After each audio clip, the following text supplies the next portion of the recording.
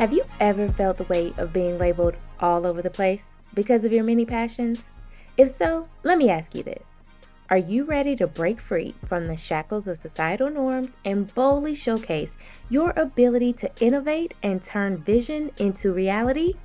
Can you imagine aligning your passions, purpose, and profession without compromise? Well, you're not alone, and you're in the right place. I get it because I am you. I'm Jateya Jones of Jateya Jones Consulting, and I've walked the path of a multi-passionate. Welcome to the Confident and Courageous Clarity Podcast. Join me for inspiring conversations with multi-passionate CEOs who've turned their diverse passions into a force for change. We dive deep into our collective experiences, sharing invaluable lessons, and providing you with a strategic roadmap to manifest the life and business of your wildest dreams. This isn't just a podcast, it's a movement. And I'm not just your podcast host. I'm your partner in this dynamic journey. You, me, and the incredible community of multi-passionates. Get ready to unlock the confidence, courage, and clarity to help you become the world-changing, multi-passionate CEO you were destined to be. As early as grade school, Greg Jones' insatiable curiosity and natural knack for storytelling often landed him in hot water. However, it was this very same energy that propelled him toward a path of transformative leadership and communication mastery. Today, as the founder and CEO of Innovative Technical Solutions and Greg Jones Consulting, he harnesses the relentless spirit to inspire and affect real change in organizations worldwide. With a master's degree in organizational psychology from the prestigious Harvard University, Greg has established himself as a thought leader in the realm of organizational behavior. As an authoritative voice in the field of organizational change, he doesn't just talk about change, he ignites it, fosters it, and equips you with the practical tools and insights you need to drive it. Yet Greg Jones' extraordinary journey isn't solely characterized by his academic and professional achievements.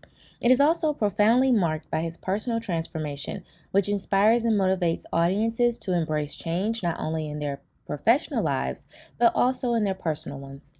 Whether you're leading a multinational corporation through a major transition or a small business experiencing growing pains, Greg leverages his depth of knowledge and practical experience to ensure you come out stronger on the other side. Now let's jump into this week's episode.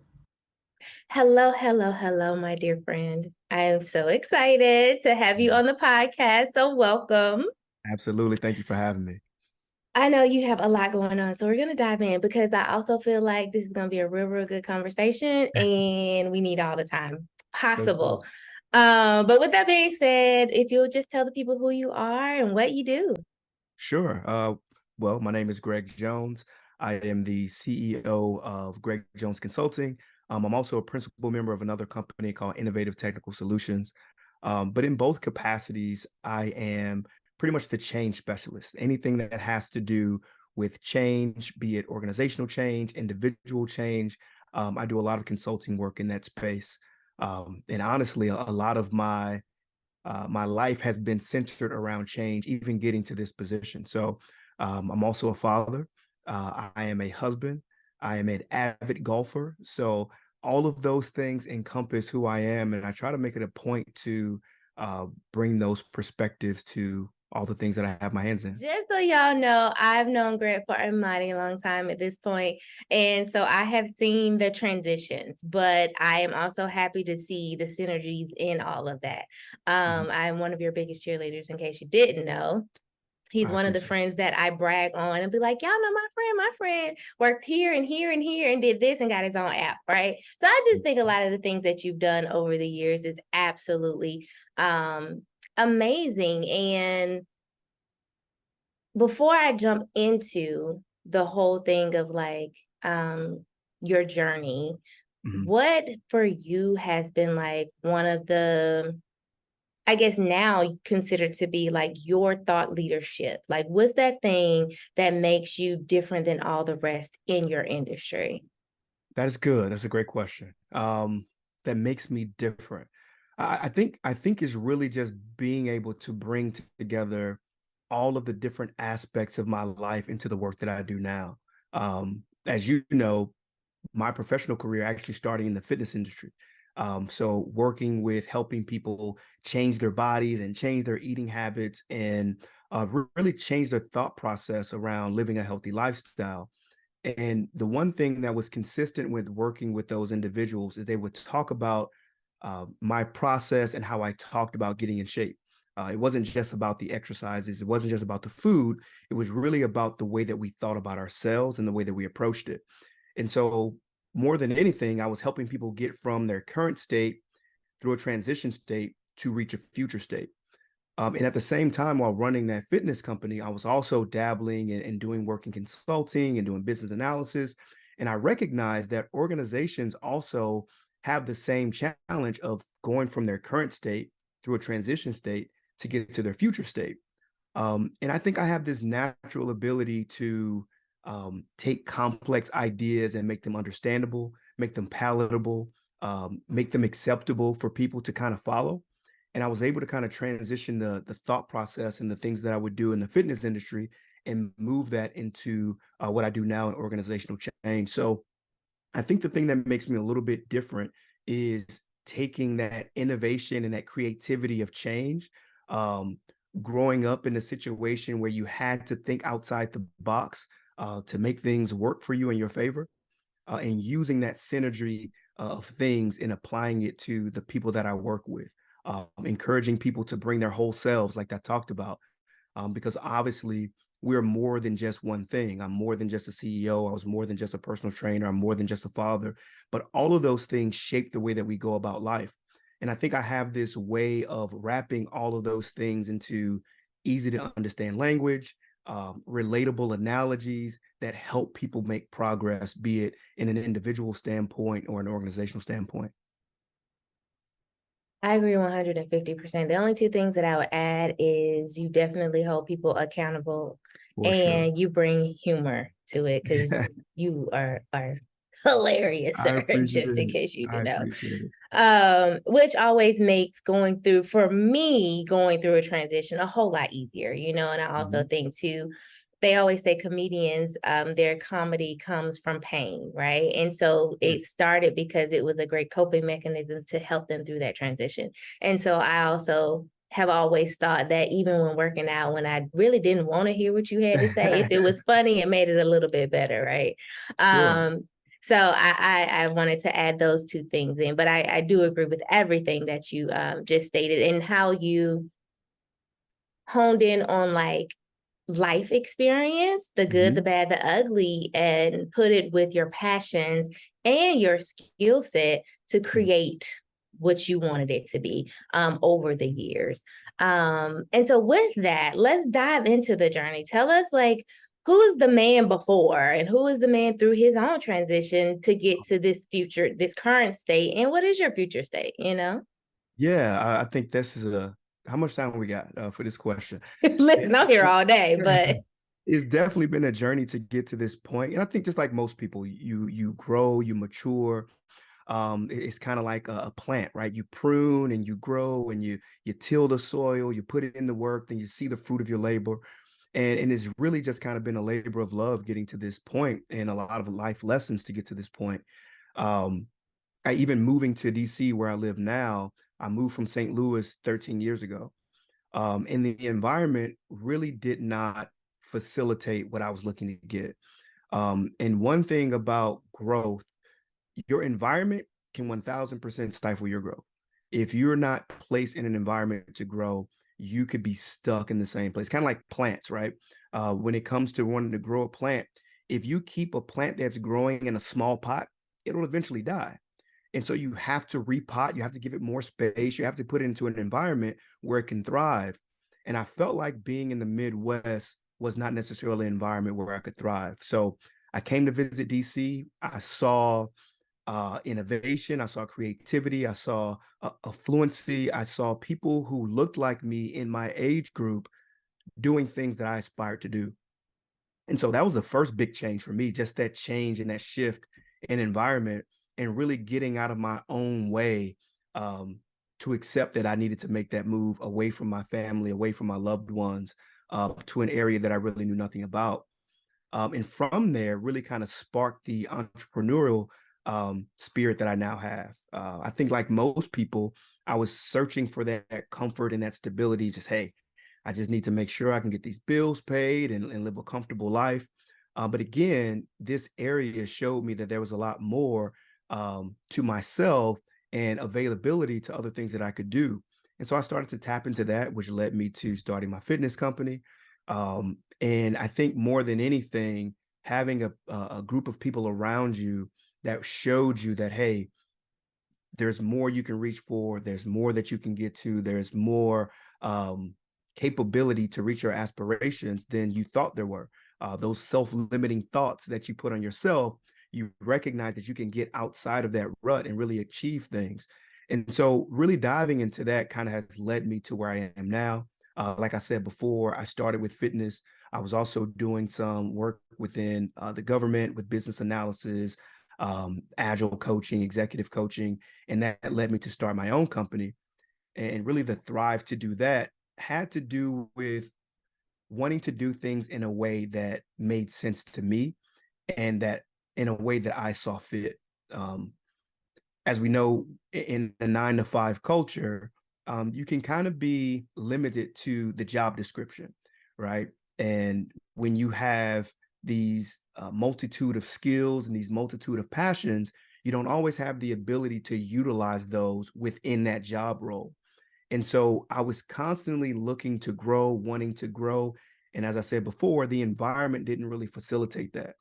So I wanted to create an environment where I could explore those things, where I could figure out, hey, how do we mesh what we do in my 9 to 5 work with some of the thoughts and ideas that I have with transitioning how organizations work and how people exist within the confines of an organization, and wanting to kind of create organizations where they were sanctuaries of growth, inspiration, this relentless pursuit of purpose, and allowing people to kind of chase those purpose more so than just looking at profits, right? Obviously, we all want to make money, but I wanted to make sure I was able to create a company, an organization where people can thrive and the people that we work with felt empowered to do the work that they do. So you must have been reading my mind over here because clearly you just tapped into so much. Like my next question, but first I want to rewind just a little bit because you said you Sure. had to accept to leave family and friends, right? And Yeah. so the OGs of the podcast know that we have the ABCs to clarity, and accept is the very first one because that's the biggest pill to swallow. That is the thing that I see most in people that prevent us from reaching, I won't even say new heights, just the heights that we know we can go. Because many of us, and I see it more in females than I do in guys, and I think that's just Mm. because you guys feel that to your definition of manhood does not allow you room to fail whatsoever, right? Okay. In more so the career aspect, where Sure. most females drive their achievement normally in other areas, right? But we tend to not soar as high as we know we can. And that's mainly because we don't want to leave those, as I say, in the nest. We don't want to leave the Yeah. family and friends and the ones we saw going all the way with us, but they're weights on us and dragging us down or holding us back currently. And so we tend to do what we think is basic because everybody else is cheering and think it's so amazing when we know that it's our basic, Right. instead of doing our best, because then we get the backlash of from those friends and family that you're too good for, you know, forgot Yeah. where you came from and the da da da da da. Yeah. And so you having the self-awareness to say, listen, I have to accept this because that is a big pill to swallow, and then Mhm. to move far and go and start over. I applaud you. And that's one of the things that I feel we all need to kind of kickstart and jumpstart our Yeah. own journey, right? So that was Absolutely. one. And then two, you started to talk about those of us who have had the 9 to 5 and then the 5 to 9, or for most of us, it was more like 6 to 2 if it was Right. me. Um, and doing so because we didn't get the fulfillment Mhm. at the 9 to 5, right? Or as they're calling them now, the employeepreneur. Yep. Um, And I just think of so many other ones that I worked with that I thought, had so much talent and drive that could do the thing, but Yeah. they're still at the 9 to 5 that they know has absolutely no growth, right? Yeah. Um, because whether it's I have kids or whatever the full stops are or the walls that they feel they can't overcome, they became a victim of fear of change. Mhm. And so when it came to you or any of the people that you work with, because change is scary, even though that's the one constant we know will Sure. always happen. Sure. Um, how did you know it was one time to pivot? And Mhm. how did you manage the fear in that pivot? Yeah, I mean, I think the fear that you talk about is real. It's 1000% real. And it feels more real when you get closer to the desire to make that change. Um, and from a psychological standpoint, we like to have stability. We like to have comfort and certainty. And when it comes to change or making these types of pivots, naturally our body feels worried about the uncertainty, the what ifs, the things that we don't know. But the thing that I kind of figured out was that the things that I was projecting, like, well, if I make this move, what if this happens, da da da, that there was also an opposite to that. Well, what if it doesn't? Right? What if I fail? Well, what if I succeed? Man, well, what if I lose all my money? Well, what if I don't? And the other part of just diving into those what ifs, even the negative ones, if you do an analysis, just again with being honest with yourself. Okay, let's say that I go out, I quit my job, or I just take a leave to kind of figure out what the next thing is for me, and it doesn't work. What's the worst case? Well, really, the worst case is I just get another job, right? You just kind of go back to where you started from. And when I started to dissect, the real outcome of the negative thoughts I was having, they really weren't all that bad. Most of them just put me into the place that I already was. It didn't set me back at all. But then when I looked at the upside to it, it far outweighed where I currently was. So it was really just kind of sitting down and really doing an analysis of what's the reality of what I want to do. And I think all of us have these like little whispers in the back of our mind, these things that like tug at us that say, hey, it's time. It's time to do something different. It's time to take that next step. But we feel like that change is going to stifle us, right? We feel like that change is going to set us back, and we never really think about the positive aspect or the what if from a positive aspect. Um, I think more importantly, when you don't give in to those thoughts, you unlock a whole new side of yourself. I talk about it now as I'm in my harvest season.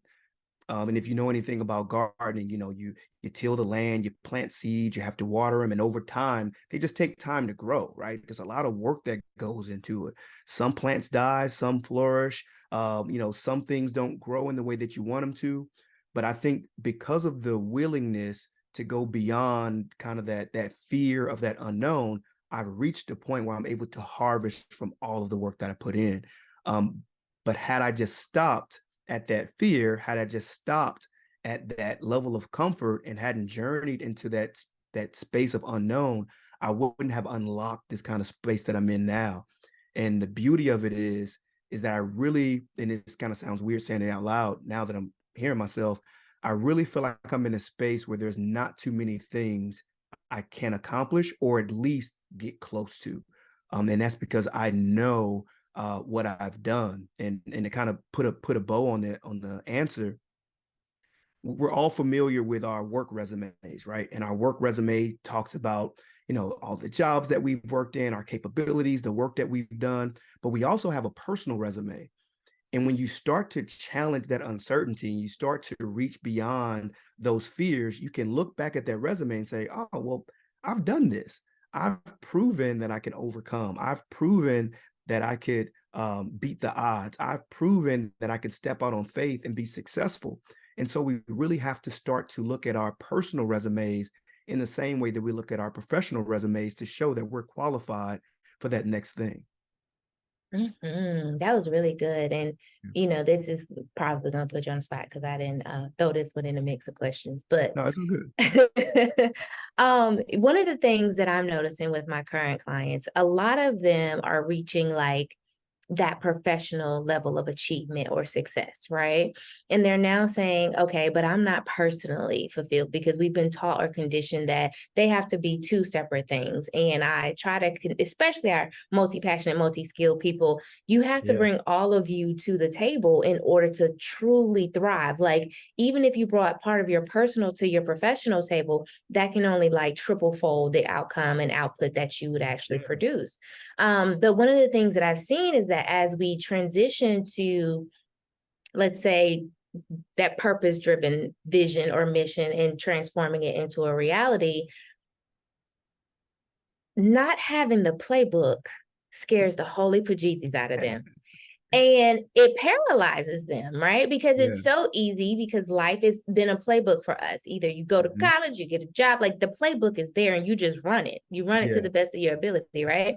And so some of us have won some games, a few have won some championships. However, there's also not as much risk when we're doing it for someone else. We're Hmm. going to make sure that we perform because we know that we can do the thing, but we know that we can do the thing because we're running the playbook. And so when you step out there and you create your own, there is no playbook. Right. You become I was just gonna the say, architect. yep. You got to build the blueprint and you got to run the plays. And so a lot of times they're paralyzed because it's like, well, what if all of those what ifs again? It doesn't work.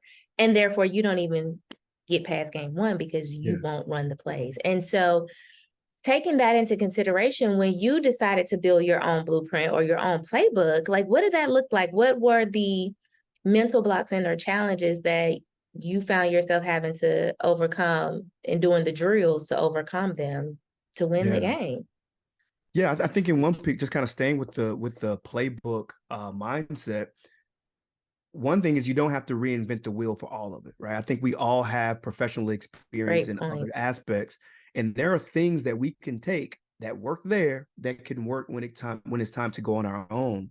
And I think that's a key part of thinking about making that transition from 9 to 5 to entrepreneurship is being able to utilize what you've learned and apply it in this different field of play, right? It's still applicable.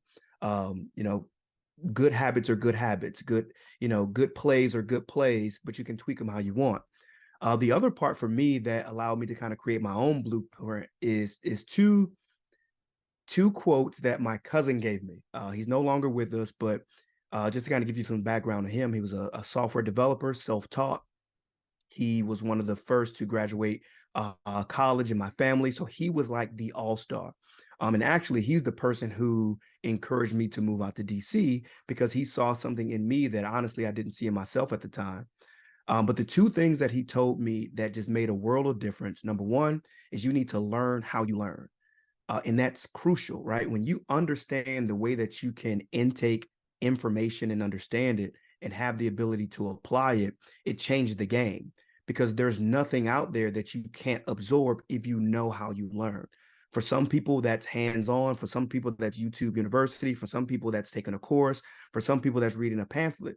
But if you're able to understand the way that you learn, you can analyze the gaps that you have in your current playbook and go out and learn those things if you know how to do that effectively. So that's a key part.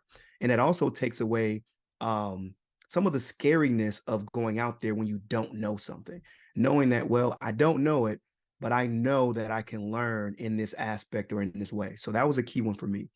The other one that's tightly coupled with learn how you learn was to teach yourself how to teach yourself. Not everything that we need to learn is going to be readily available to us. And sometimes you have to have that key to teach yourself how to do something. And that involves the discipline, that involves the know how, that involves the researching, how to go find the information. And when you know how you learn, it makes it easier to teach yourself to do something. And so combining those two things for me were crucial in creating my playbook to success, my playbook to life, my playbook to marriage, my playbook to just about every aspect of the things that I do. Because whenever I find that there's a gap between where I am and where I need to be, I know how I learn best and I know how to teach myself. And the third thing that I kind of added on my own is having being willing to be humble enough to go seek advice and ask for help. I think that's one that we fail at a lot. There is this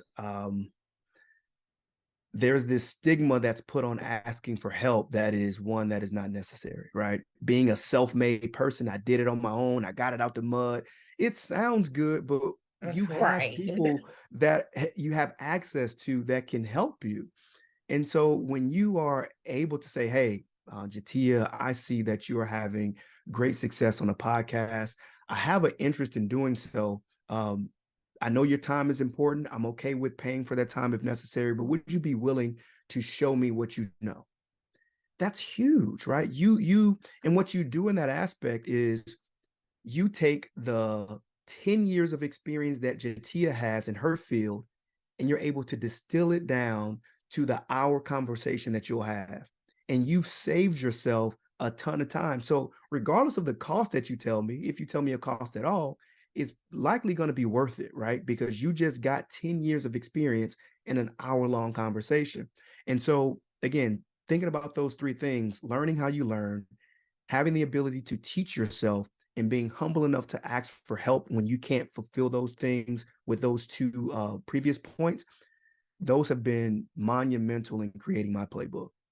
That is very true. And most of the time, like you said, if I charge it, most people who have the knowledge, for the most part, especially if you've created that relationship and that network, it's gonna True. be like, oh, duh, you should ask me like 500 years sooner, right? The answer is gonna be yes. And so it does accelerate your timeline when you do. And I do understand there are those times that you don't even know what your ask is. People have asked me, well, how Yeah. can I help you? I don't know. But when I find out, I'll let you know. So I do get those, but when it's an easy ask, I do encourage you to ask. And then it was something else that you were saying too. Oh, so you said that, taking what you've learned and applying it elsewhere. What Mhm. if there was anything that you had to unlearn? What was that? Yeah, there's a lot of unlearning. A lot of it had to do with leadership, to be honest. Mm, I've kind of worked what I call under what I call the old guard of leadership, which is this kind of authoritarian. The leader sits up on high, he tells everyone what else to do, and you go do it and report back. And that's what I learned from leadership. Even when playing sports, right? You had a coach. The coach told you what to do. You do what the coach says, and that's the box that you lived in. If you go back further than mm-hmm, that, you think about school. The teacher says, this is the way you do it. This is how we're going to learn. And that was the box that you stayed in. And so I kind of learned this authoritarian approach to leading. And I found that it was detrimental to a lot of people around me and even the people that I worked mm-hmm, with in those areas. What we talk about a lot is kind of being a multi-passionate, having these different skills and abilities and wanting to feel this level of belonging and the sense of purpose with the work that you do. And that was a big thing that I had to unlearn, so much that the motto of my company is empowering the people that power the process. And that's really what leadership is I about, love that. empowering people, Mm-hmm. right? Because as a leader, I have the philosophy that it's better for me to be the conductor than the soloist, right? If you think about an orchestra, as the soloist, I'm the person. Everybody's looking at me. When it's my time to shine, everyone else stops and I do my thing, right? That's what leaders sometimes feel like and try to look like. But when you can be the conductor, you get the best out of the people around you. You get the best out of the diversity of Mm-hmm. thought. You have an insight to what the trumpet should do, but you're not trying to do it. You let those people do what they do because that's their thing. And when it's time for the violins to come in, you say, hey, violins, we need you now. Let's bring these people together. And I feel like this is a time where we all need to play at the same time. And that's the beauty of taking that conductor approach to leadership, is that you get the most out of the people that work with you. You allow that diversity of thought to kind of lead the strategy and lead the vision. And more than anything, by taking that approach, you develop more leaders, which is another key aspect of leadership. Being a leader is about creating other leaders. If you can do that, you have people who will run through brick walls for you, right? You'll have people Literally. who are willing to like pour in to the vision because you're getting the best out of them. You're empowering them to do their best in the things that they're best at and allowing them to grow and help develop them as leaders. A whole mic drop word. Like my first job in the area, Coming from Georgia, I thought it was paying money, but it was not for the DC area. But when I tell you, like, I gave a 525% to that Mhm. lady who is now still a mentor and a friend, because she was a true leader. Like, Yeah, she cared and she poured into and still does. And it made a million times more impact for me, because like you said earlier, with being multi-passionate, it's important to feel seen and understood, right? A lot of times, because we are very good at a lot of things and a lot of yeah, things comes easy to us compared to most, that light that we shine irritates so many other people, even though we just yeah, trying to help, right? yeah, And so you, especially in the workplace, yes. as if they still use the word haters, you get a lot of haters, right? Who try Mhm. to block your way. So when you do find the real leaders who are still there to lift you up and move you along your path, it's amazing. Absolutely. But with that being said, have you ever experienced feeling like a black sheep? Um, and how did that motivate you and or defeat you? Yeah. Because I know I was trying to start this movement, Black Sheep movement, Mhm. because we're the ones that stand out, even though we try so hard to blend in.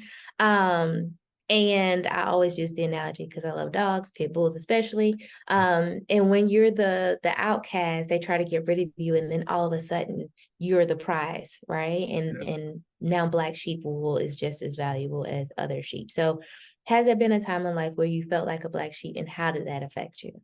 Absolutely. 1000% I have.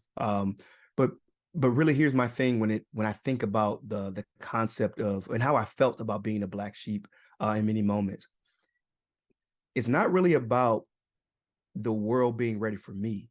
It's about me stepping up, pushing through, and creating space for my voice, creating space for my essence so that it can't be ignored, right?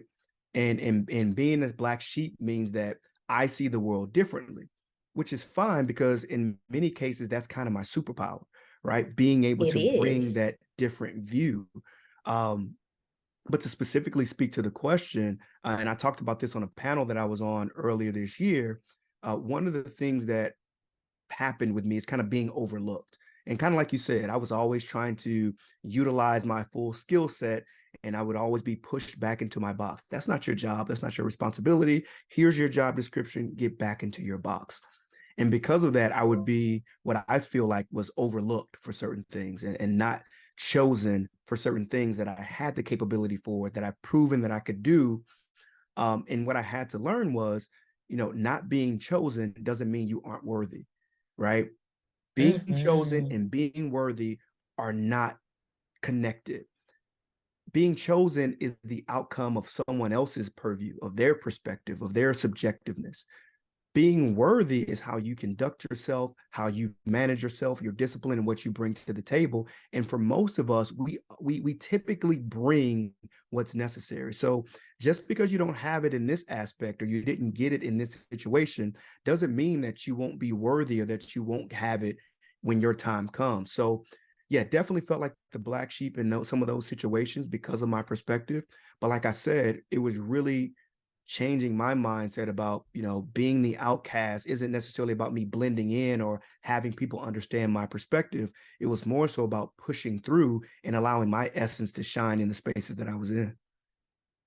I love that, because so many of us become bitter or angry, right? And we Big want to time. just yell louder until Big somebody time. sees and hears and acknowledges. Yeah. When honestly, I do feel that a lot of times these are part of those life lessons to nudge you in the right direction to Mhm. create that playbook, right? Big Because time. if you stay in the status quo or the shoulds or societal norms, then tomorrow will never be different than it is Mhm. today. Factual. Especially when you're the chosen one. I'm sorry, I was about to quote, I want the knife. But when you're the chosen one, um, Eddie you Murphy. exactly, right? Like, there's times where that thing continues to nag at you Yeah. Big, until you go, right? And big so time. a lot of times we aren't seen or acknowledged or given the credit that we think we should in this box. Yeah. And that's because you're supposed to step out of it and bring all of you to build the next. Yeah. Um, And and so with the sorry, I just want to add one point to that because I heard it, so I got to say it because I'm a big person about faith. And I honestly feel like even in those instances, what God has for you will not miss you. Right. And Mhm. so we have to look at open doors in the same way as we look at closed doors. If a Exactly. door closes for you, it closed for a reason because that wasn't for you. That wasn't the Mhm. thing that you needed in that moment, in that season. Or it could be that, hey, that thing that you wanted so bad, you're not at a point where you could sustain yourself in that environment. So God says, no, not yet. Not no, but no, not yet. And so we have to have that perspective as well. Like, having those closed doors, not getting opportunities, being told no isn't always a bad thing. Sometimes it's a sense of protection, right? Sometimes it's a sense of motivation to make you more aware of, you know what? I need to make sure the next time that comes about, I'm ready for it. And even if I'm told Mhm. no, I know that the thing that I'm told yes was the thing that I was supposed to have. So I felt called to say that. So I just want to add that to everything that we've said to this point. No, I appreciate that because if they're new to the podcast, they will quickly learn that we love God over here because I'm hood and Absolutely. holy. And Absolutely. so you're going to get a little bit of both because honestly, I say that it's too much of a coincidence to be a coincidence, Mm-hmm. i.e., the word miracle is in the dictionary for a reason. And so there is a greater force a lot of times that drops these visions or desires or dreams into our hearts that we have to then figure out how to execute. And that is majority of our journey is getting the life experience like you would do on a job, like you said, that personal resume to be able Yeah. to execute in excellence what we need in order to be the chosen one, in order to Mhm. change today into a better tomorrow. Absolutely. And so, yes, I second everything you just stated. Um, and so I wanted to also ask, because I know for me personally, you said overlooked. It always made me feel um like the underdog, right? I Mhm. might not have been overlooked. There were many times that I was acknowledged for my skill set, what I brought to the table. However, I was still not compensated. Yeah.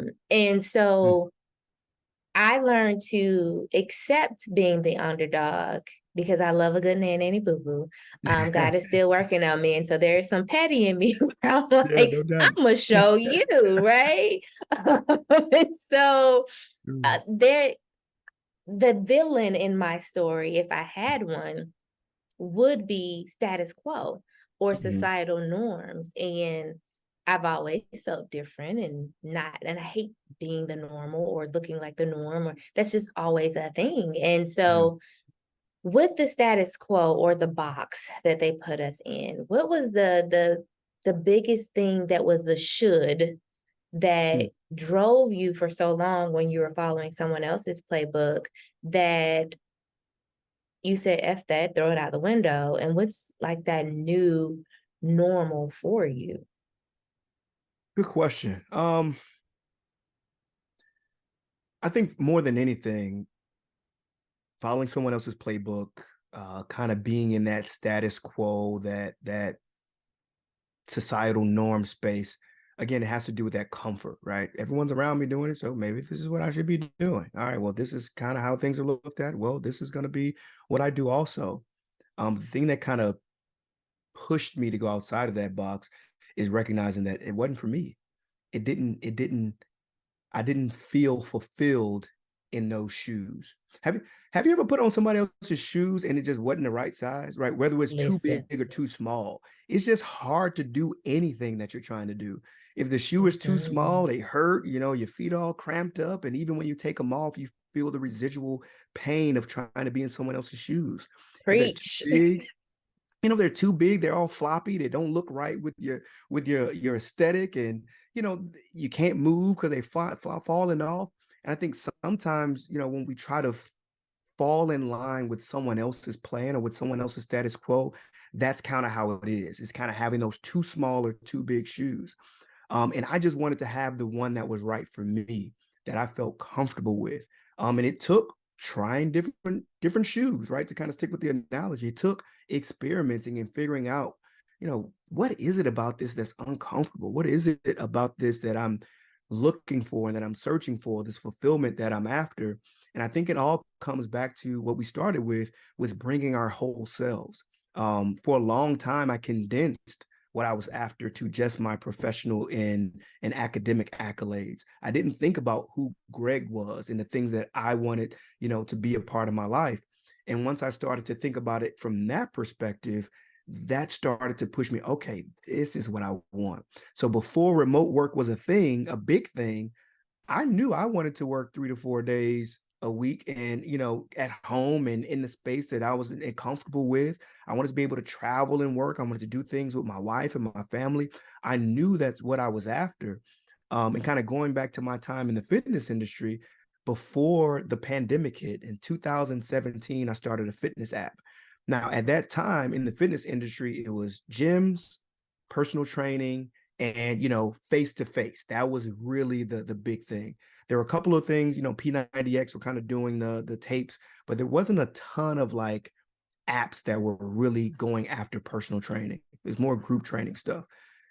And when I figured out that trading hours for dollars, like literally physically having to be in front of a client to work and earn money, was limiting myself because there was only so many hours in a day. There was only so many people I could see in a day. And I was like, well, what's the way that I could create the life that I want, which was more mobility, more freedom, more time. And so the app was really my way to get to that. And so when the pandemic hit in 2020 and all the gyms closed down, I was already rolling in that space. And I think it was because I started to think outside of the box of just a trainer is face to face, meeting with people, doing things in the gym, because I was considering the type of life that I wanted to live. And when you think about individuals wanting to break out of the status quo, I think is more about transitioning out of just thinking about the academic portion. What skills and degrees do I have that can allow me to make more money and do a job? What professional skills and attributes do I want?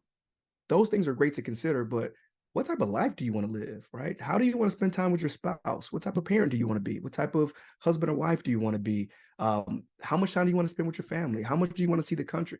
Like, think about those things and you can start to shape a life to fit that. You can say yes to things that make sense and no to the things that don't. And I think that takes a level of discipline because just like God will open the door, he will test you as well, right? Because in the same way that I say in 2024, a main focus for me is time with my family, seeing my son grow, and earning the income where we can live a comfortable life. And then you get a call that says, hey, Greg, I got this job for you to come back out to work at Nike, but you got to live in Oregon again. And we're going to pay you X amount of dollars. And it's a good number. Sounds good. It's like, oh, we can make that work. But does that match what you said how you wanted to live? It doesn't. It's going to take me away from my family. It's going to take me away from my son. They're not wanting to uproot and move out to Oregon. And frankly, I don't want to live in Oregon again anyway. So, you have to make those sacrifices. But when you're acknowledged and you are aware of the type of life that you want to live holistically, you can start to break out of that status quo and shape something that fits you. Mm-hmm. And in the word holistically, so many people are like, oh, I just don't want to work and I want to make money. And so, and I've had clients that are like, okay, well, just show me how, like, everything is the focus on the money. Yeah. And what I want to point out is that if you pay attention to the passion, Yes. if you pay attention to the service that goes along with the passion, you're doing it for somebody else other than you, because i.e. clients, that's what it's all about. Mhm. Then and only then will those priorities align, will those priorities force you into a funnel to be able to say no to the big number when you're not just Yep. focused on the money, because the money will have you running rampant and not getting anywhere. Absolutely. Absolutely. um and doing the opposite of why you're doing this thing. You won't be living the life of your dreams. You'll just be working to live. Yep. And so I wanted to point that out. So I only have you for a set amount of time and I want to respect your Sure. time. So the last punch question of the day: Okay. how does Greg want to change the world? What is the impact that you want to have? So that's a deep question. I know, How do I right? wanna change the world? Um, I think my view in changing the world has a lot to do with how I approach my work. Even in that question, how do you want to change the world? It seems like such a big thing. It seems too big, right? Mm, But the reality is, we all have the opportunity to do our small part. When we break down that question of how do I want to change the world into something that's more manageable, into something that you can have an immediate impact on, and you do that repeatedly, I think that's where you start to see the impact of what you do. But in terms of how would I like to change the world, I really want it to be to create a place, workplace, your home, places within yourself where people aren't held captive to their fears and their limitations, right? I want people to feel like they have the ability to go after the things that they want, be it personal or within an organization. Um, I kind of talked about where your workplace, where your home, where the body that you are present in feels like a place of growth and inspiration in this relentless pursuit of the purpose and the passion that you have. Where, to your point, like we just talked about, we're not just chasing profits, we're chasing purpose. We want to be doing things that feel purposeful to us. And to kind of have this change in mindset where you can have the things that you want. You have to be willing to do the things that are necessary to get there. And so when I think about my impact on the world, is shaping mindsets of individuals and organizations to really achieve that, to kind of have that limitless feeling about themselves, where the fears fall to the wayside. We acknowledge them, but we recognize that we have, again, this resume of overcoming that we can lean upon to achieve the things that we want to. Love it, love it, love it. Okay, so let's tell the people where they can find you. Oh, before we do that too, I also want you, I'm a big advocate of telling people like our needs so they can Mhm. go out and help bring them back to us. So, Got like, it. what's a goal of yours? I know you're speaking these days. So, like, who's your ideal person that you want to speak for or company? Make sure you include that and then tell the people where they can find you.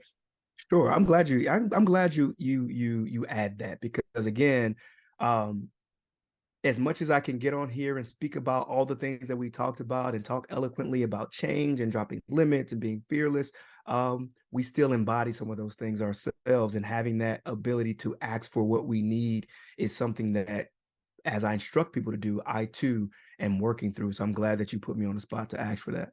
Um, but one of the spaces that I'm looking to move more into, as you mentioned, is more keynotes, more workshops, more public speaking, working with large to small organizations. So if you are a large organization that has, 1,000+ employees, I'd love to come and speak to your organization about leadership, about empowering the people that power the process, about creating productive teams, and really just about achieving organizational agility and organization productivity in ways that aren't traditional, right? With my own spin on it. So I'd love to do more of that.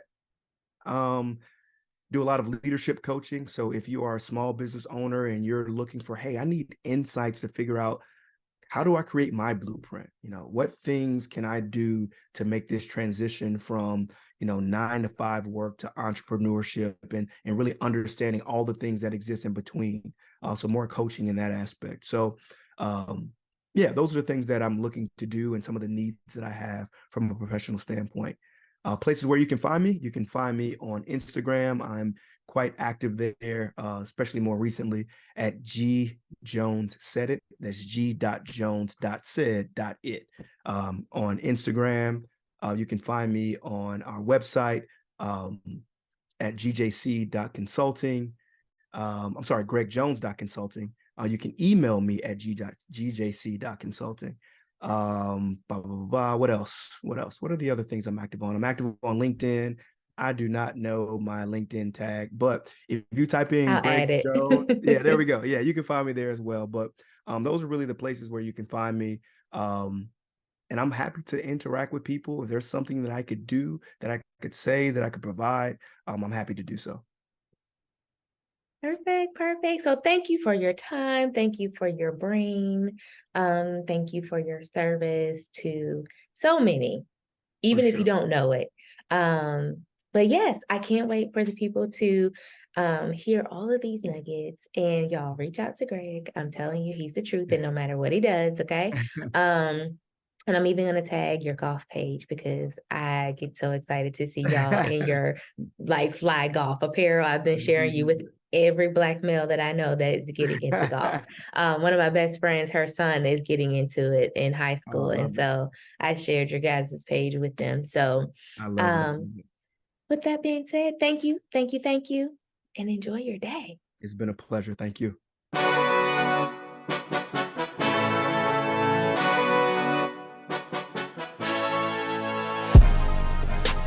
Thank you for tuning into another episode of the Confident and Courageous Clarity Podcast.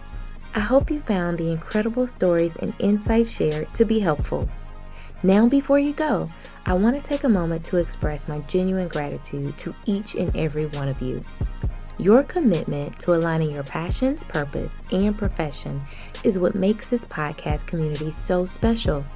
If you resonated with any of today's episode, I encourage you to hit the subscribe button. By subscribing, you're not just joining a podcast, you're becoming a part of a movement that celebrates the brilliance of being multi-passionate. To amplify this movement, I need your help. Share this podcast with your friends, colleagues, and fellow multi-passionates. Let's create a ripple effect of empowerment and inspiration. Lastly, I'm eager to hear your thoughts. What stood out the most in today's episode? Drop a comment or share your takeaways on social media by using the hashtag Confident and Courageous Clarity Podcast. Your insights might just spark a connection or the clarity someone else needs. Remember, the power of multi-passionates lies in our collective journey, and by sharing our stories, not only do we inspire each other, but also break down barriers and redefine success on our own terms. Your support means the world, and together we're building a space where multi-passion meets purpose and dreams evolve into reality. Stay confident, stay courageous, and let's continue this transformative journey together. Until next time, keep thriving and becoming the world-changing multi-passionate CEO you were destined to be. If you're not a part of the community and desire to join us, click the link in the show notes or visit jateyajones.com/community.